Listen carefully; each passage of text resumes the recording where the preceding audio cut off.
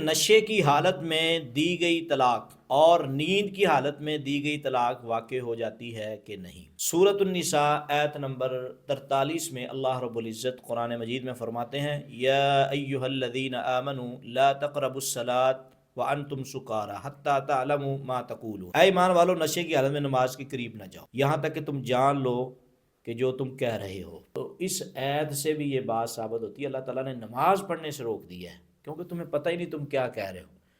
تو جب نشے کی حالت میں نماز پڑھو گے تو نماز کی قبولیت نہیں ہے، تو اس طرح نشے کی حالت میں جو بھی بات کہو گے اس کی قبولیت نہیں ہوگی۔ قبولیت کا مطلب یہ ہے اس پہ حکم صادر نہیں ہوگا، نشے کی حالت میں دی گئی طلاق واقع نہیں ہوگی۔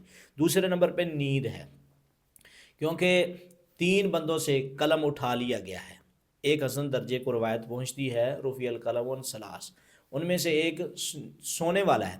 تو نیند کی حالت میں کوئی بندہ کسی عورت کو طلاق دیتا ہے، عورت سن بھی لیتی ہے، لیکن اس سے پوچھا جاتا ہے، وہ قسم کھا جاتا ہے، وہ کہتا ہے مجھے تو علم ہی نہیں ہے کہ میں نے طلاق دی ہے۔ تو جب طلاق دینے والا یہ بات کہہ دے گا تو اس کی بات کو ہی مانا جائے گا، تو طلاق واقع نہیں ہوگی۔ یہی بات میں اپنی طرف سے نہیں کہہ رہا، صحیح بخاری حدیث نمبر 4003 ہے۔